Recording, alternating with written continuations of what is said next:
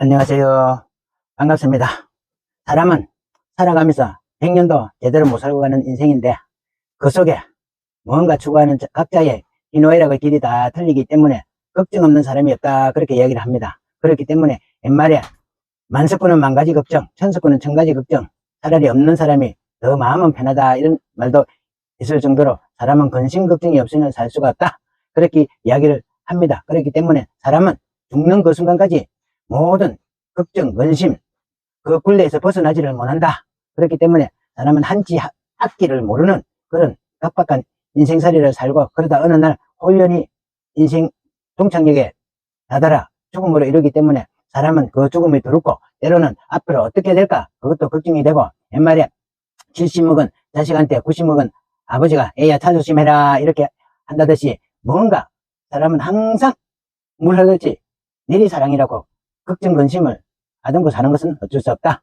그래서 요즘 어떻게 보면 무자식이 상팔자다 하는 소리도 여기서 나온 것이 아닌가, 그렇게 생각하고 싶습니다.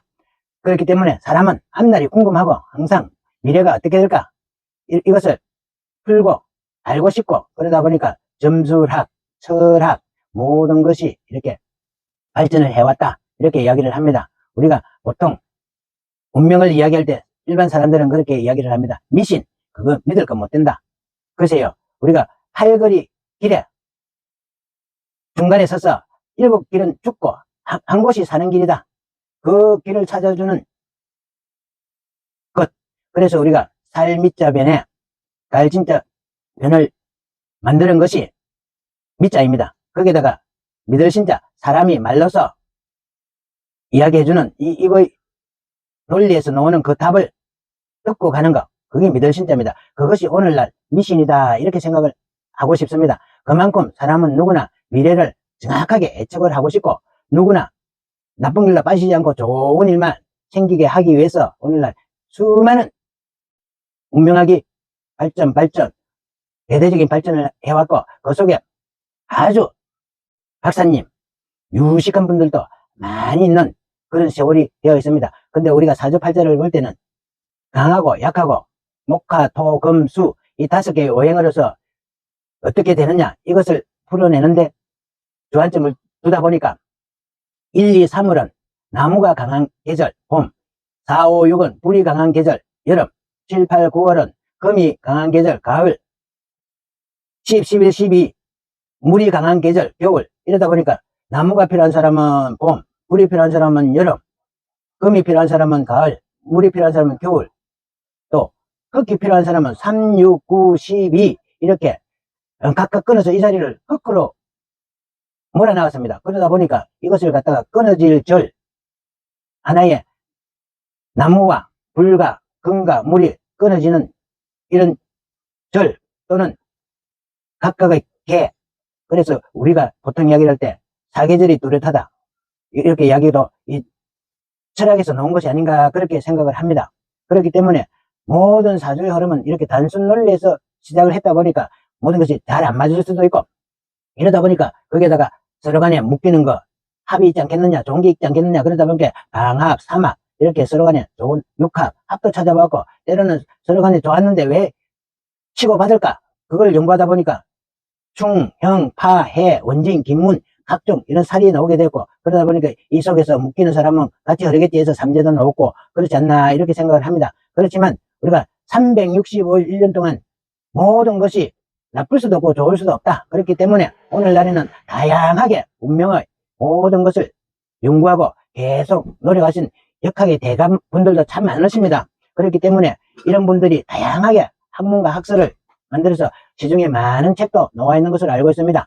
때로는 우리가 유김, 매하역수, 적정수, 토정비길, 타로, 구궁학 모든 것이 이렇게 수리에 의해서 움직인다. 이 수리를 가지고 원래는 기륭을 점치기도 하고 이사원을 점치기도 하고 그렇습니다. 그런데 우리가 과거 조선시대 때 공자왈, 명자왈 한창 이렇게 유교 사상이 성행하다 보니까 그때 많은 사람들이 평민과 양반으로 계급사회도 이루어져 있었고, 이럴 때 가장 핍박을 많이 받으신 분들이 저래 불교를 연구하시던 스님들이 아니었나, 이렇게 생각을 합니다. 그러다 보니까 이때 그 유명한 스님들이 나라를 위해서 노력하시다 보니까 서산 대사님도 놓으셨고 사명 대사님도 놓은 것이 아닌가 이렇게 생각이 됩니다. 그때 모든 것은 공자사상 맹자사상으로 인해서 주역이 이 나라를 흔들고 나갔을 때 이때 율곡 이분이라든지 이런 유명한 분들도 미래를 점치는 주역에 모든 것을 올인했던 이런 세월이 있지 않았느냐 이렇게 생각을 합니다. 주역이라고 하는 것은 우리가 64개의 핵심을 가지고 거기에다가 공자님의 12사상을 덧하여 각각 6개의 도사를 두어서 하나하나 발동을 시킵니다. 그러다 보니까 64개에다가 각각 6개의 도사로서 발동을 시키니 384개의 도사가 나오게 되므로 그것을 가지고 1년 365일 각각 미래를 점치고 알고 싶은 것을 알도록 다양한 방식이 나와 있습니다. 산까지라 해서 옛날에는 여러 가지로 하다못해 솔팔이라도 점을 치고 이런 세월이 있는데 지금은 단시점 우리가 그 시간 잡기도 보고 아니면은 물상을 보고 어떻게 생겼는가 형상을 보고 때로는 그 사람의 옷 매무새를 보고 입은 옷을 보고 아니면은 생년월일의 숫자를 보태서 여기서 나오는 수를 가지고 다양하게 이렇게 유쾌하게 발전을 해 나왔습니다. 오늘날 주역에 정말 능통하신 분들이 참 많으십니다.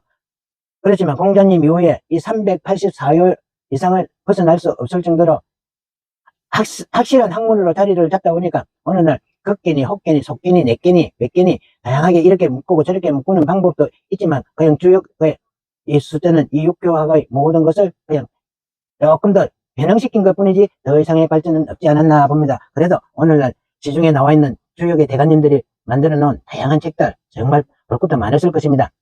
때로는 사주팔자에 궁금하신 분들은 시중에서 다양한 주역 책도 한번 보신다면 많은 도움이 되지 않나 생각을 합니다. 오늘날 저는 그렇게 잘 본다, 안 본다, 못 본다 그렇게 내세우고 싶지는 않습니다. 그냥 한 30년 가까이 이 운명의 길을 걸어오면서 나만의 노하우와 나만의 모든 것을 곁들여서 앞으로 2022년 이 이민년 이 한 해의 흐름을 주역점으로서 여러분들의 운세를 쥐띠부터 소띠, 원숭이, 호랑이, 토끼, 용, 뱀 12띠에 대해서 쭉 한번 파헤쳐 보고자 합니다. 많이 애청해 주시고 경청해 주시면 대단히 고맙겠습니다. 지나가는 마음으로 구독, 좋아요 꼭꼭 눌러주시고 항상 여러분들의 격려와 성원을 바라겠습니다. 감사합니다. 다음에 좋은 수리학으로, 육학으로, 운명학으로 찾아뵙겠습니다. 안녕히 계십시오.